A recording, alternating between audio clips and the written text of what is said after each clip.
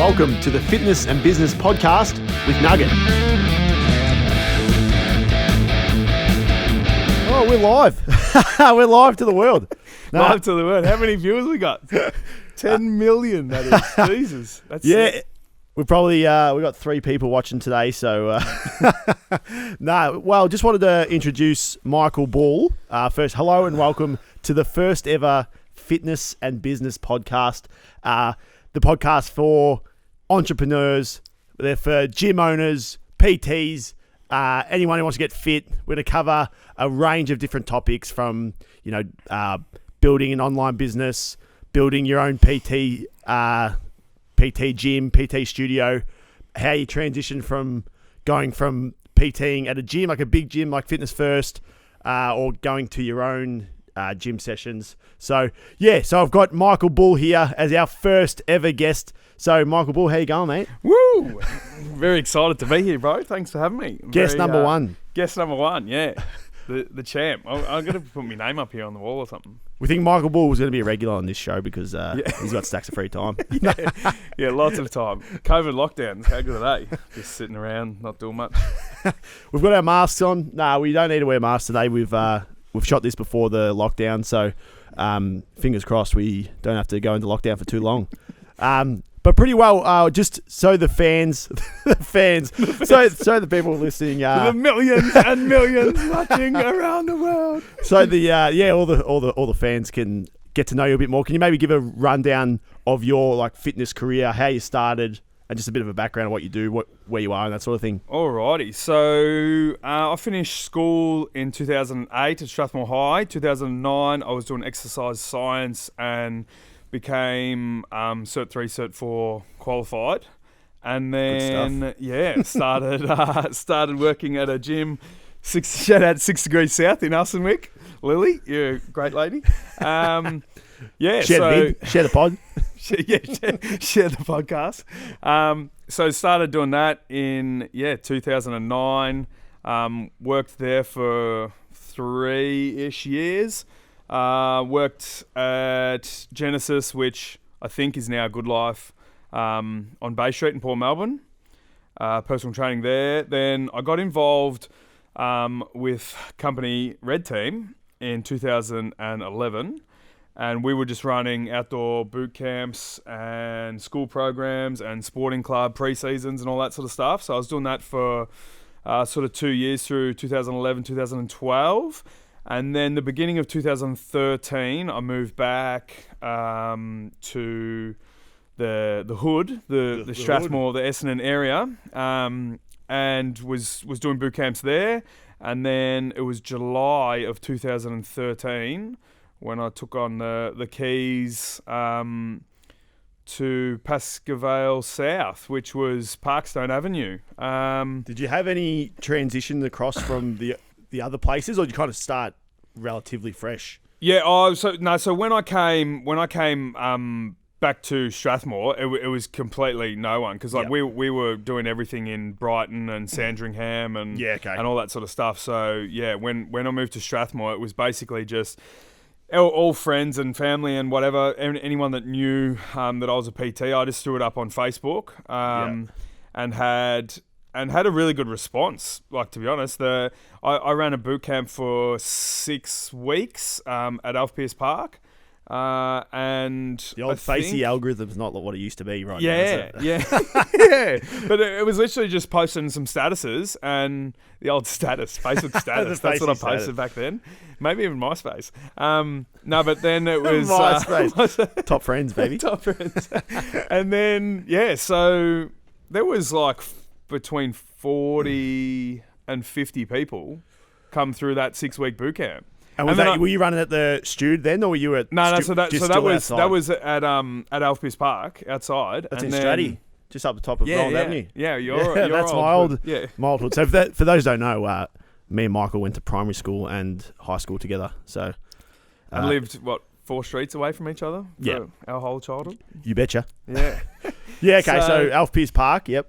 Yeah, and then I ran that for about 6 weeks, and I'm like, how easy is this life? Like, this is the best life ever. Because I was literally I had a Monday night boot camp, a Wednesday night boot camp, a Saturday morning boot camp. So I was 3 sessions a week. Everyone was paying $10 a pop. I had sessions where there was like 30 people. Yeah. I'm getting $300 for a session. Especially probably only about 22, 21, 22. Yeah, exactly. You could move back at home. Yeah, so I moved back to mum and dad's. I was 22 years old. I'm making probably $600 a week to work for 3 45-minute sessions. I'm like, this is the absolute dream. I'm like, imagine if I just did this like more. Yeah. If I get more people. I'd be making millions.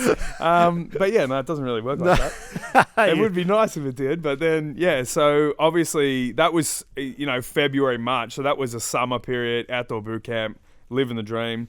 Then we hit winter and moved into the studio in July.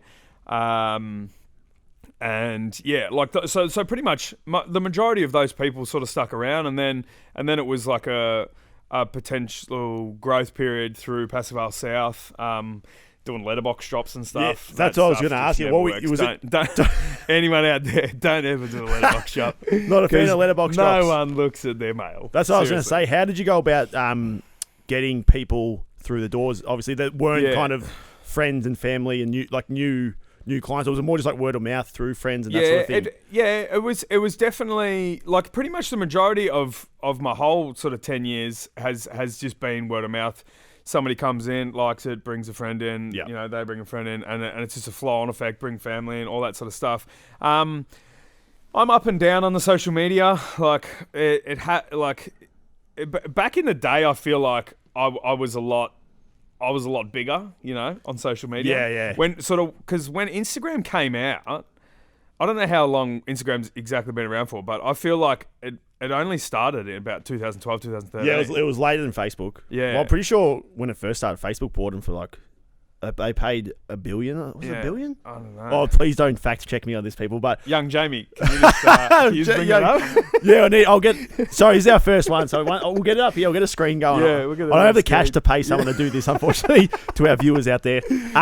But yeah, that was when. So what happened? Facebook bought them for $1 billion. I think everyone thought they were bloody crazy. Yeah. And then a year later, it was worth like $3.5 billion. Yeah. Now it's probably worth about $400 billion. Ridiculous amounts. But yeah, so Insta. Yeah, so Insta blew up hard because I was still 22, and like that's sort of like peak Insta age, I reckon. For sure. Now, like we're 30, and it's like people Speak for yourself, look at mate. Instagram. And I'm a young 29. Well, you're 2 weeks away. Literally 10 days. 10 days. Goodness me. Share the pod for me birthday. But yeah, I was I was ruthless on the gram. I posted I've just posted photos of girls' bums and guys' ripped abs and all this. And Is this of yourself or is this? Yeah, just myself. Just nudes in the shower. But yeah, and that was wild. Like I was getting like anywhere between 120 and 200 likes on photos then. Now I'm like, I can't even pay for 10 likes. Yeah, that's the thing. The reach then was, and that's what's happening now with TikTok. Like when the company's relatively new, they want to get they want people to obviously post on their account, so the reach is so much further. So when it starts early, but then as they mature and get more people on the site, then they start reducing the reach, and then they're like, you got to pay for this reach, motherfucker. Yeah, I want that cash. Yeah, exactly. So did you dabble in any paid advertisement early on, or was it more? Nah. I honestly, like, other than buying flyers, like, which through a Vista Print or an Officeworks or whatever, which might have cost, you get 50% off that first that first buy. $50 for like 17,000 pamphlets.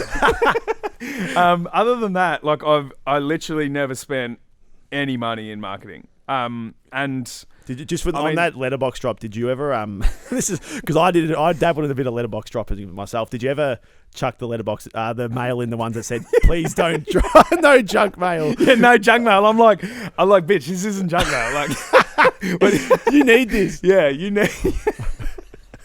I've seen you walking around the streets. I've followed you home. I'm like, you need this pamphlet. So yeah, 100% I just put in anything because I'm like, oh well, even if someone's angry and they call up, I might be able to chat to them and get them to come in.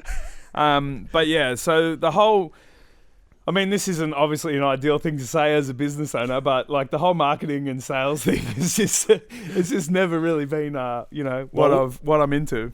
Well, that's good because this podcast is all about marketing for your business. I'm glad I got you on first. No, but you're only going up from here. Yeah, the information, the content's only going up from here. But a big skill of yours is bringing like your community, like the Red Team community is massive. Like everyone who comes down to the gym, the community, they love the sessions. It's obviously it's not all about training. Obviously they want to lose weight and that sort of stuff, but they're there for the environment of the session.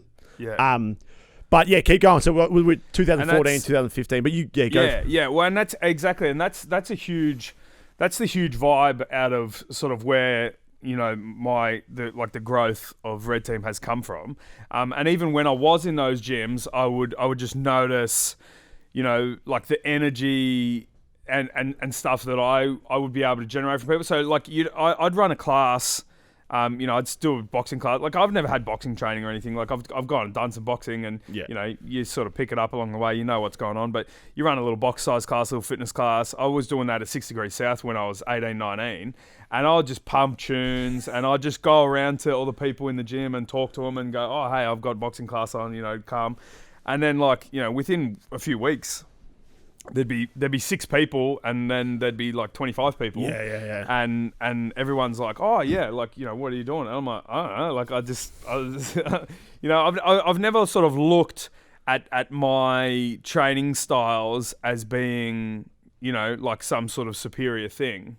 But it's just like at the end of the day, I don't look at any training style as a superior thing. It's like, as everyone knows, gym is just consistency. Yeah, that's the big one, isn't it? You could literally do any program, but if you did it for 3 years, like you're going to get better. For sure. If you do it for 2 weeks, you're not going to get any better. Well, I remember when I first started, I'd get a client in and I was like, I'm going to bury this person. Yeah, exactly. And then they just never would come back. I'm like, I wonder why. Yeah. Like they were vomiting out on the street like 10 minutes in, but I thought that, that's a good session by me. Exactly. But no, there's like the two extremes of that as well, because then I'd have people come in and I'd take it too easy on them, and then like they'd message me and they go, I'm probably not going to come back in because like that session was a bit too easy and I'm sort of looking for something harder. Yeah. And I just laugh and I'm like, I could end your life in the gym, like if you wanted me to, And I've had people do 2 minutes of a session and then vomit and go home. So but everyone's different, and that's the thing. At the start when you first start personal training, it's almost like you're in a relationship, and it just becomes all if they want to leave you or whatever, like you really sort of take it personal, and you're like, oh shit, like.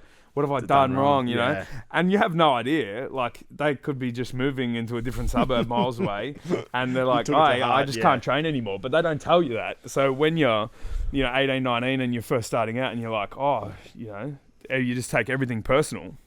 But yeah, the more I've sort of developed and learnt and all that sort of stuff, people are going to come and go all the time. Yeah. But I've had, there's sort of a core 20, 25 people at the gym now that have been with me for like over 5 years. Yeah. So, to me, like I look at that, and as you were saying before, like, just that sort of family, and like I do, the charity stuff. So every year we do the Movember Foundation. Yeah. And all that sort of stuff. And having that community feel is exactly sort of where I started, like the direction of Red Team back 2013. So like it's been an 8-year build up, and obviously the past 18 months, 2 years with all the COVID fun times has put a dampener on that. But yeah, it's also been a huge thing because I've had such a good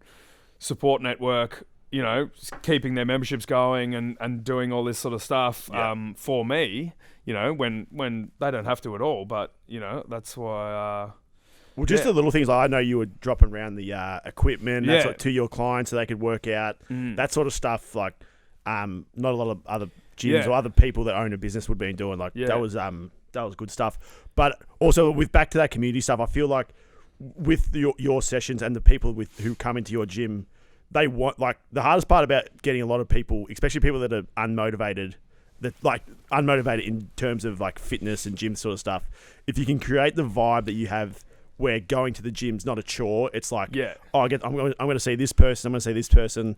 Yeah, we're going to work out, but fuck, we're going to talk a lot of shit. We're going to have fun as well. Exactly. That's going to help them become more consistent, like you said, and improve their whatever they're looking for, like lose weight or just kind of get moving a little bit or whatever their goal is. Yeah, and having that friendship, for me and for them is the biggest thing of why people keep coming back in. And that's what annoys me a lot. And I've had a lot of people come, from other gyms, and they say, like their personal trainer like didn't talk to them, like it was just like they'd stand there with their iPad. And it was like, you're doing 6 reps and this and that. And it's like, you're paying $80, $100 for a PT session or whatever it is. And I don't even know how much it is these days because I've given up on the... I was talking to someone that they were charging... This is in like the southeast of Melbourne, so there's a bit of cash flowing down there. Yeah. It was like $140 a session for like 45 minutes. Well, that's it. I just what are you doing? Yeah. And I just look at it and I'm like, okay, I could put that on my website, and in the area, there might be one or two people that come in, but the sort of person that's going to pay $140 is not the sort of person I'm going to be friends with. Like, I'm like, if you're paying $140 to go and exercise once a week, like, life must be good. Yeah, exactly. Yeah. Like, we're not friends. Like, we're not hanging out on the weekend. We're not, like, you don't go to the pubs. Like, you own a yacht. Like, so, it's just, it's a different world for a lot of people with that sort of money. So that's when, that's why I sort of transitioned from, the one-on-ones into having, like, just a week platform. So, I say, like, group personal training, but it's just a week platform. Somebody pays X amount for the week and they can come to as many sessions as they want. So, at the end of the day, it still is personal training. Like, we go through and do, choose the weights or choose the cardio. I'm still telling them what weights to do. I'm still helping people. I'm telling people if they're doing stuff wrong. So it is small group stuff. So it still is personal training. But they're not just having an arm and a leg for exactly one sesh. And like I don't care. I don't care how much money you make. Like, I've had people come through that are making $300,000-$400,000 a year. Yeah. But they're I still don't care. Like, even if you're making that much, like, I still don't see why you'd pay $150 for a personal training session. Like, it just doesn't make any sense to me. Yeah. Especially when, obviously, a lot of people go to a place like Red Team because they want that talking and they want, they want to make friends and they don't want a like judgy sort of vibe and they don't want to walk into a place where there's 300 people with headphones on and not having any idea what to do and all that sort of stuff. So, you want to create that environment. But like for me as well, I got over the one-on-ones because at the end of the day, like you just end up being there like counselor. With them. Yeah. And it's just like, there's only so many times that like we can talk about your kid's school project or all that sort of stuff, and it's just like, you have even if you have 2 people in the room, like the conversation between 3 people is just going like so much easier than it is if it's just the 2 of you. Okay, back to your 8 reps, and then it's like you got this 45-second minute break, and you just stand there like. Looking at each other. Yeah, especially if they're maybe like a bit of a age gap. Yeah, it's not like that. Like if it's someone our age, it might be easier to connect with them for that foot. Like you talk about the basketball or footy or something. Yeah. But, if it's like for us, if it's a like 60-year-old mum or grandma or whatever, like it's obviously you want to chat and stuff, but it's a bit more forced than the a bit more forced. But it's still good. Don't get me wrong. I love PT and the 60-year-old grandmas and mums out there. Like, hey, we're not talking about you, Sia. Okay, so no, yes. Yeah.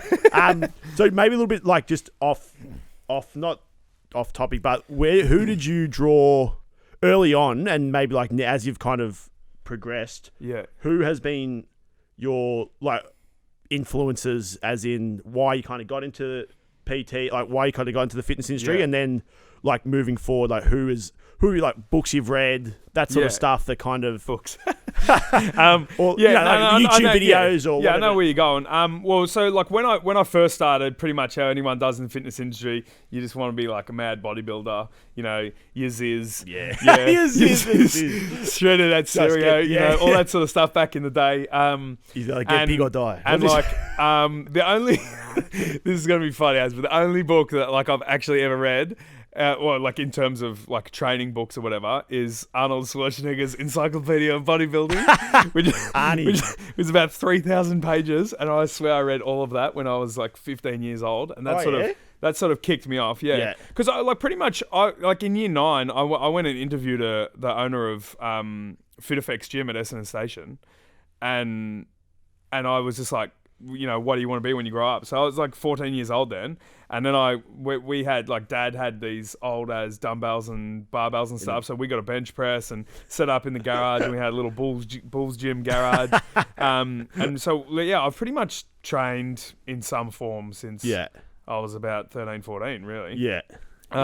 So yeah, obviously originally it was all that sort of stuff. And then once you sort of start and you're 18, 19 and like, yeah, you know, you just think you're king and you think, and you take on the world. And so then it was like no one, like I didn't look at anyone because I was like, I know everything. Yeah. And like I look at some videos. My bicep curls are on point. Yeah. Bicep I look Monday, at some Tuesday, videos that Thursday, I first, Friday. you know, used to put out like whatever 10 years ago, and you know, like all those sort of like the level of where I was at, like I still sort of knew what I was talking about, but even things that I look at now, I'm like, oh yeah, you know, like that wasn't exactly ideal video. Had to put out there. That didn't look all that good. All that sort of stuff. But yeah, sort of got through that, and then and then like once the group stuff took over, to be honest, that was more a learning curve from everyone else. Like, as in not doing what everyone else was doing. Yeah. So it was almost like a I'm pissed off at how good F45 is. Yeah. And I know that there's a lot of people that don't like F45. So what can I create that's going to be not go to a gym, put your headphones in and have 300 people staring at themselves in mirrors. Although there's still a few of us checking ourselves out in the mirrors at the red team. And then the exact opposite of only going to a gym to take a photo of yourself in front of the F45 sign so you can put it on Instagram. For the culture. So, yeah, like it was pretty much just what can I try and create that's in between that. And the small group training worked. And obviously, even when like you started, we were still doing group. Like we still had boxing classes, 25 people, 30 people. We run boot camps. And like as fun as that sort of stuff is, like, you know, those numbers, they you know, it's just not a consistent thing. It gets like out of control. You might run, and it's exactly like an F45. Like, you know, anyone who's listening to this, I don't know if any F45 people we got listening fans to this, everywhere. or They're you know, all around your the globe. body fits or anything like that. I don't know too much about body fit, but all the sort of big boot camp places, like that's exactly what they are. They're boot camps, and a boot camp isn't designed to go for 5 years. No. You know, so at the end of the day, I look at it and go, I'd rather have 20 clients with me for 5 years, than have, you know, 50 people come in for an 8-week period, make heaps of cash, and then, you know, what they did, 40 of them leave. Marketing wise, getting back to that was pretty impressive. They did like they took, 45. yeah. Exactly. Like that was like, if obviously people are like replicating it now and that sort of thing, but that like it got into the culture. Like everyone wanted to get a photo in front of that bloody F45 thing. Yeah, exactly. You know what I mean? It was pretty impressive. Like obviously it's not how my sort of style of training. Like I did a couple of sessions. And I thought like there was probably a few things I'd change, but like how they marketed and how they got into the culture was impressive, and you could probably take, especially if you're looking to build a business, like anyone who's listening, build a business out like in a similar sort of fashion. I'd definitely look into how they kind of started that. Yeah. Because they were just getting all the if you got a bit of cash, it's get some famous people in there, take a photo in front of your little sign. Yeah. Send it on to all your friends, and then whooshka, you're in. Exactly, and that's what they did. You know, when it first started coming here, they had the celebs in there, and you know, the people were buying and doing all that sort of stuff. And And as I said before, word gets around. Tony Jones goes to F45. Tony Jones goes. We better get there. See Tony. Get on Channel 9. He's at Port Melbourne. Tony Jones. Yeah. You know what I mean? Like, the guy from Home and Away is there. Classic. Yeah, exactly. And as I said before, I don't look at any sort of training style and go, that's a bad training style. Like, as long as you can be consistent with it. But the way I look at consistent with exercise is like, for the rest of your life. And although, there might be a couple of 50, 60-year-olds going into an F45 class, like when your whole goal, like they've literally got TVs with their heart rate on the wall. Yeah. So your whole goal is to annihilate yourself. There's no like, how long can you hold 180 let's do a comfortable like strength training session. Yeah. It's like just see how much you can smash yourself. And that's like, it's going to work. Obviously, they post the results of people that, how much body fat is dropping, all that sort of stuff. So it's definitely something that works. But as I said, it's designed for an 8-12 week plan. And then what happens? Yeah. So all those people have dropped 10 kilos in 8 weeks. They're happy as, sweet. And it even got to the point where they would then be intentionally putting the weight back on to try to win again and win the next weight loss competition. Well, that's the thing, especially if you're trying to lose weight and that sort of thing. There is like studies that show that if you lose it super fast, there's a big chance you're going to put it back on pretty quickly as well. Yeah, exactly. So like there might like it could be something if you put yourself in that big of like calorie deficit or whatever. Eventually, you're just going to... Well, you might not. You might be just strong willpowered or whatever, but eventually you're just going to break and just eat all the food. And then Yeah, exactly. Eat all the food and drink all the beers and wine. Yeah. and then so what... Like, it's been 5 years, nearly 5 years. Actually, it probably has been more than 5 years since we come across... Westside Barbell. I was about to say, let's touch on Louis. Yeah, Louis. Shout out to Louis and his podcast as well. I know you're going to watch this, Louis, right? So, all right. Yeah. So, Louis, Westside Barbell. I can't even remember how we come across him now. Like it would have been like Insta or YouTube there was just something. Started watching, and the whole dynamic effort and strength, which is still exactly what like my programming is based off today. Yeah. And then like your extras work. What do they call it? GPP, general physical preparedness. But they've got something. The extras is I don't know. I can't even remember what they call. But it's basically just we lived and breathed it for about and breathed it for about 3 years. Yeah. We should know what it was called. Yeah, exactly. But it's still pretty much like the basis of everything that I still do now. For the people that don't know, they've got the band, so they use the bands, the chains. So dynamic effort basically meaning resistance training against like variable resistance. So bands. So obviously, like if you've got weights on, it's the same resistance the whole time. If you've got bands on, there's an increase and decrease as the range of motion goes. Same with chains. They have chains connected to barbells, chains connected to dumbbells. Like there's a whole we could talk for 2 look it up. So it's Westside Barbell. So it's got accommodating resistance. So as the bar goes higher, so the concentric phase of the lift, the bar it's getting heavier, so the tension's getting more, and then on the way down it's getting less. But then you're also creating that overspeed eccentric, which is going to, like what they say, is going to help the strength shortening cycle. Is that what it's called? The strength, and then we're going to pop back up faster. So it's about building that. It's about rate of force development and building that. Improve your rate of force development really. So we're still doing heaps of squats and deadlifts and all that. And another thing that I always sort of did, but like the block stuff was huge.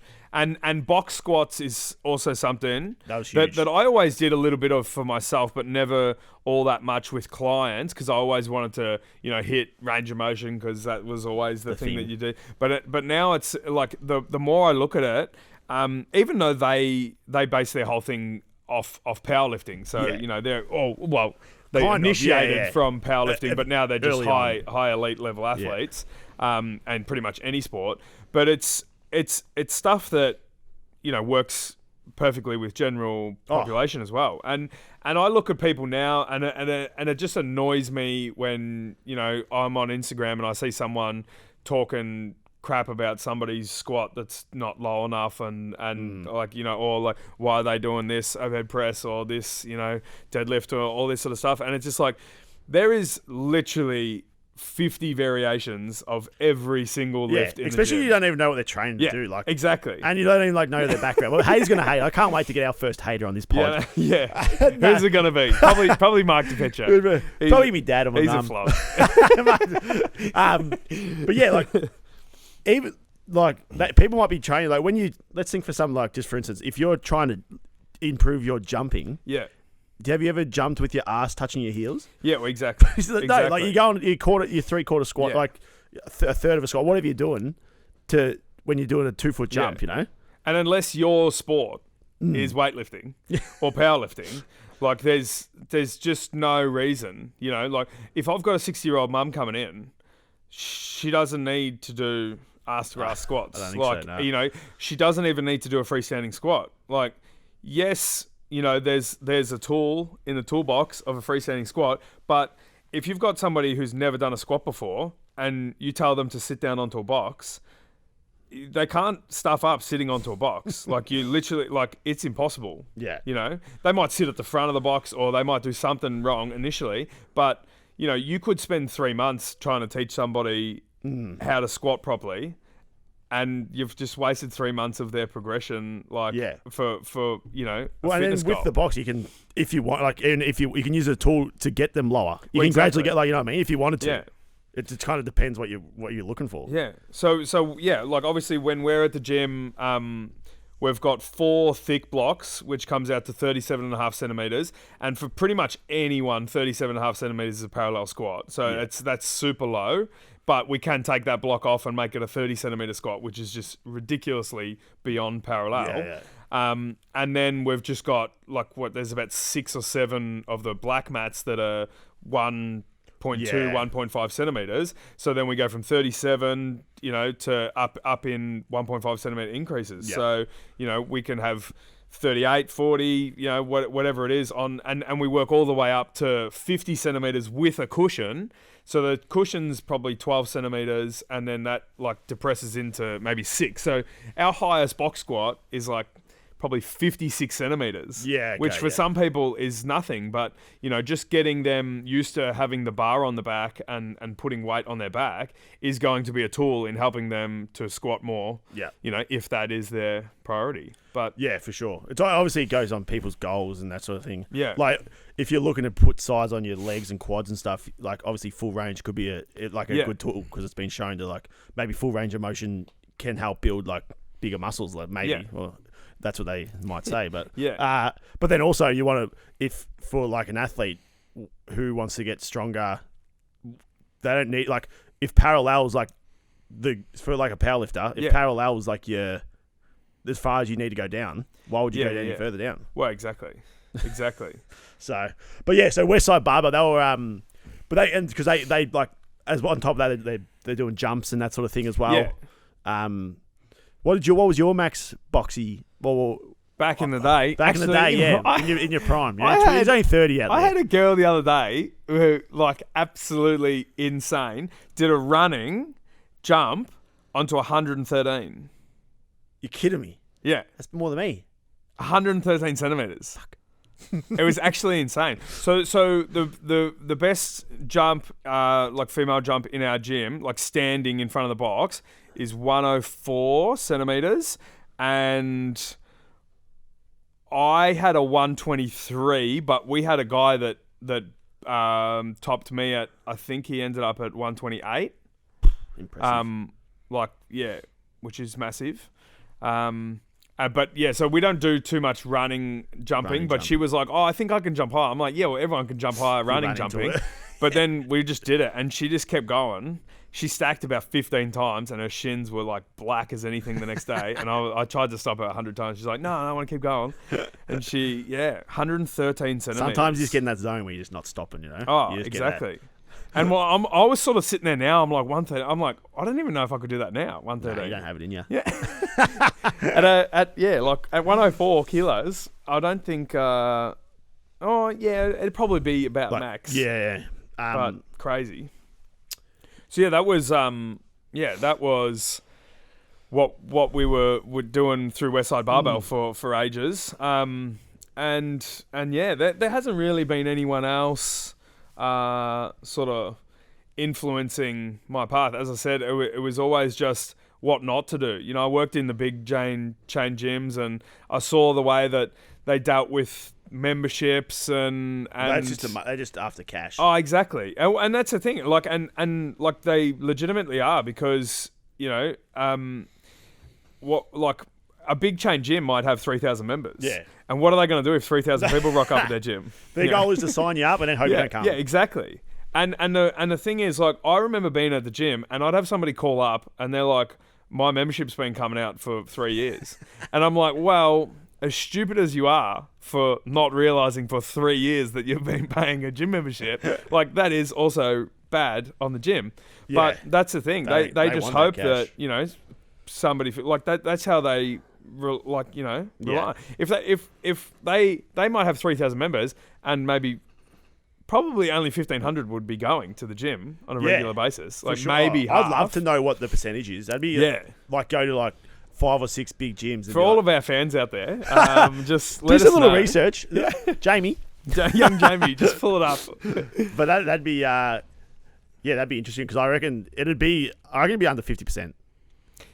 I'd honestly think it would have to be, because if you're looking at a chain gym, like, at any one time there could be, say, up to maybe 150, 200 people in there at the peaks. You know, at peaks, and then it's like, well, how many times throughout the day are those people going to be coming there? Like, you know, so per day, if you're having 200 at peak times, like, per day, you know, you might have 400 people coming a day, and then say double, triple that throughout the week, you might have 1,500 coming throughout the week. We got to think that, like, there's going to be a lot of double ups. Yeah, like, there's going to be the same people there. Like, so that's it's impressive. Yeah, it's crazy. Crazy numbers. And then so what's been happening now? Or what app do you use? That's what I was going to ask you for the that's a huge, because that's thing. helped you, hasn't it? That was an absolute game changer. And to be honest, like, I can't believe I did look into it, because I knew,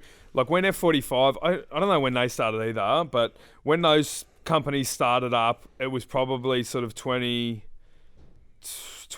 2014, 2015, like, they started getting big. Yeah. And I can't even remember what they're using, but I know all the yoga places use that app now. Was it Mind Body or something? Yeah, Mind Body. And I looked into that, and at the time it was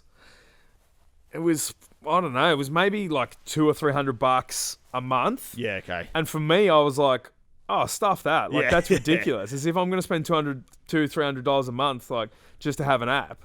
Yeah. And now, like, the PT Minder app that I'm on now is unreal. What's it called? PT Minder. PT Minder. And you just do that, set up, you know, your business in there, and then it's just all classes, memberships. You know, you just completely design what you want to have available for people to buy. But yeah, like, that's super cheap compared to Mind Body, but I think that it ends up around about.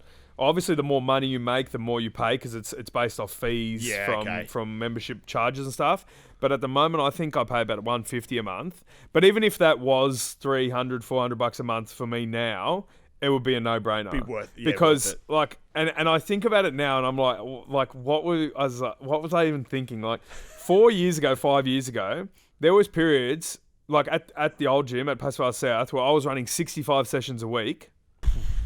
Personal training clients. 65 sessions a week. So that's so like, that's not 65 people, because some people were doing 3 or 4. Gone are the days of the 3 sessions from the Monday, Wednesday night and Saturday morning. Exactly. You've gone from 3 sessions a week to 65. 3 sessions. That's good growth. And that was within 3 years, really. Yeah. And yeah, so there was times where I was doing that. So there's probably, you know, if you're doing 65, like, that's maybe 35 people, 40 people, like, on one-on-one clients. Yeah. Obviously, I got double. Like, there was some people that would train 3 or 4 times through the week. But yeah, 65 sessions a week. So I'm scheduling in myself 65 appointments a week. Yeah. I'm chasing up 35 people, like, texting, confirming appointments, people getting cancellations, like hitting up people saying, you know, this is how much you owe me, blah, blah, blah, whatever. Like whether they're paying cash, like tracking cash, tracking bank transfers, like the whole works. And I just think about that now and I'm like, oh my God, like that's 15 hours a week. Yeah. Just on top of 65 sessions a week. Yeah. You know, so everyone laughs at me now. Like all the gym members, you know, laugh at me now and you hard life and whatever. Because I literally do 6 45-minute sessions a day now, which equates to 4.5 hours. So I work 4.5 hours a day. Obviously, there's a lot more to it than just working 4.5 hours a day, but I have a lot of free time, and I couldn't think of living or working any other way than what I am now. Well, especially working for yourself is that's the dream, isn't it? Yeah, exactly. So PT Mind, and if you are starting a business or or you're a personal trainer or whatever, it's just the easiest way to go about it. What was it called again? Just one more time. PT Minder. Minder. And how much do you reckon it was? It go on fees, doesn't it? So it goes on fees. So like obviously it depends how many clients you have. But it's like per month, it's probably about $60 a month, $70 a month, and then you set up the payment that you want. So you can have a PayPal payment, so people can pay through PayPal. I have a thing. Don't do that. PayPal's a disaster. I have it. Yeah, exactly. I hate PayPal based so off fees and stuff. It's ridiculous. So the best thing for me was accept Bitcoin. A company, a company called Go Cardless. So Go Cardless, because any like residual, like monthly transaction thing or fortnightly transactions is what we do. Yeah. Anything that you have is going to be a charge. Yeah. But like if you have your card down, like some cards are like a 2.5% surcharge cost just to use their card. Yeah. And if somebody's paying that twice a week, like, you know, that's huge fees 5% that they're not paying. Yeah, You're paying those card fees. Yeah. But this Go Cardless was ridiculous. Like it was. So that's what you use? Yeah. It was like 0.6% or something. Good. And you get that through the bank or you get it through the app? No, through the app. So they have probably like five separate paying options that you can set up through your clients. So, you know, and with the Go Cardless, it's just BSB and account number direct through. So people put their BSB and account number when they get into the app. And straight in and away they go. Like, and it's got to the point now where I've even had people like just sign up because I've got the PT Minder thing on my Instagram. Yeah. So I'll have people sign up and they'll just go into the store and buy a casual session and come into the gym. Yeah, okay. And like I've never seen them. Spoke to them before. And I mean, like, I sound like I make that out like that's like big time, which is probably what any sort of yoga or F45 or whatever's based off. But it's like for me, with, you know, having sort of 50 active people on the app and having a community that every single person in the gym knows every single person in the gym, to just have some random person like just drive past, see it, look you up on Instagram, see you've got an app, download the app, buy a session, come in, like, that's crazy. Literally doing like not doing any work to get that. And so that's I've looked into a few separate things for like marketing and stuff, but I don't know. I look at it, and for how big I am and where I want to be, it obviously depends on what you're looking for, like what you want to do. Like and pretty much any sort of marketing agency I spoke to, it's like, we can get you 100 clients in 3 months. I'm like, I don't want 100 clients. I'm like, I don't have the capacity to put another 100 people on. I'm like, wait, I don't want that. Like, just calm down. I want like one person coming in a week, like, you know, one extra person a week, and that's huge. Who's gonna like join the community and be a part of the community and exactly, and be a fit. You know, sometimes you gotta, if you feel like they're not going to be a fit, like you might PT someone and be like, well, it might not be a good fit for both of you. And you'd be like, oh, look, it's probably not going to. And that's that goes back to what we were talking about before. Like, I look at like somebody's fitness and weight loss and all that stuff as a lifelong thing. Yeah. And if you're not friends with people, like if you don't get along with someone and don't like someone, like I don't want them in my gym, to be honest with you. And a lot of people will be like, oh, you know, he's so like I'll talk to anyone. I can be friends with anyone. But if I'm gonna have somebody that comes in that just, you know, cancels sessions like every day, you know, never comes in, doesn't like, you know, and when they come in they don't want to talk to me or they don't want to talk to other people. It's like, why are you here? Like, you know, you may as well just be going to a gym where you can pay a $10 a week membership. Yeah. And put your headphones in and not talk to anyone. Yeah, like, yeah, for you know, sure. and I've got no problem with that now. Yeah. I always used to have a problem. I was always like, why don't you like me? What did I do wrong? Yeah. Please, just tell me. Well, that's it. And especially when you first start out, I know I was real nervous. Like, when I first started PT, it's like, why would anyone want me to PT? Like, I got no idea. Like, then I was like, oh, should I PT people? I was real nervous about starting it. But then it got, like, when I first started to do it, and like, I feel like just jumping in, if I was to go back, or like if anyone new is looking to start being a PT, just jump straight in head first and just get it done. Get those clients, like, get them in there, get the clients in there, and you'll know straight away that most of them need you. Like, as soon I remember I did my first client, and they had no idea, and like, fair enough, like, not a lot of people do, and I was full, like, I full loved it. So I was reading books and like doing all that sort of stuff. So as soon as that first client came in, and then they'll ask me questions, and I was like, yeah, I know the answer to this. I know the answer. Yeah. Like, they weren't even hard questions. They were like, what muscle group are we working here? You know, it was like real easy. So you're like, all right, well, obviously at that stage it was like, all right, at least some people need me. You know, like, so then from there it just goes from there. So before we head off, did you want to maybe say like what kind of program you're doing now?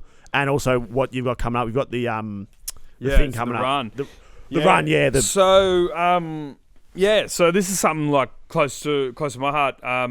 My partner Mimi, it's her sister's has twins, so they turned 3 at the end of August.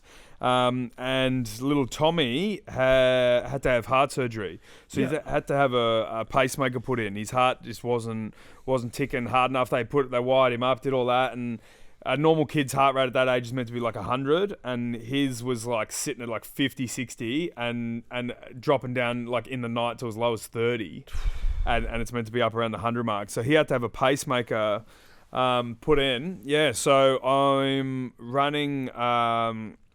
Well, it's sort of a marathon, but like it's more. Well, it's gonna work out to be more than a marathon. It's probably gonna end up working out to be like about 44 and a half kilometers. Yeah. So the length of the gym is 21.8 meters. So up and back is 43.6 meters, and I'm doing 1,000 laps. So it's like doing a marathon in a pool, but like if there was no water in it. Yeah. Just going exactly. back. Yeah, just straight up and back, 21 meters. So, yeah, like it's pretty crazy, and I'm fairly certain it's a world record. So, you know, whatever, I've got a world record. But yeah, so I'm running that on the 28th of August. Instagram Red Team HNF, and the donation link is in the bio there. I'll chuck that on our page that we don't have at the moment. Young Jamie, can you just pull up my Instagram for the fans? The Fitness and Business page. This podcast might be called Fitness and Business, but people might already have that name, so I'm not sure. Yeah. But yeah, I'll link that. So please donate, everyone out there. And when you're running that, it's a couple. So the 28th of August is when I'm running. So it's a Saturday morning. I'm going to have an open day at the gym, sort of 8 till 10. And I'm going to be starting it at about 2 in the morning. 2 in the morning? Yeah, to make sure that I finish between 8 and 10. And hopefully it doesn't. People rock up at 8 o'clock and I'm on the floor having a heart attack. Something I have to carry across the line. Yeah. Oh, well, that'll probably do it because is the swimming on now? Yes. 100, who's racing? Well, I don't know. We might have missed it. 100 Butterfly is about to swim now. No, it's 11:40. They wouldn't have run. Was it 11:40, was it? Well, that's what the time is now. They wouldn't have raced just yet, would they? I got a feeling it was 11:35. Women's 200 breaststroke final. I didn't get a. You go on Facebook. You'll be able to see. I'm just checking Facebook. I'm just on Channel 7 now. Yeah, but if she won, some people would have posted about it. Oh yeah, right, right. And just breaking news. This is you probably heard this first. Russell Westbrook has been traded to the Los Angeles Lakers to join LeBron and Anthony Davis. Unbelievable scenes. Unbelievable scenes around here. The Wizards will receive Kyle Kuzma, Montrezl Harrell, and KCP and I think it's a couple of draft picks. So, breaking news. We're going to sign off because Bully's watching the swimming over there. Yeah. And we'll get Bull back in because he'll probably be a regular. We might we might even start one where we talk about we'll talk about CrossFit and different sports. CrossFit games on at the moment. And maybe how we train. Like, Tia Claire Toomey, animal. Well, maybe we'll do that. Well, you got time once a week. We'll get in. We'll talk about different sports, and how we train how we train for it. That'd be all right. Yeah. And we'll get it on the TV and On the big screen. on the big screen and talk about Young Jamie pulling it up. But yeah, signing off the first fitness and business podcast, as long as we can call it that. Thanks for coming, everyone. Thanks for coming. Thanks for listening. And speak to you soon. Thanks for having me, bro. See you, Mop. Bye. Woo!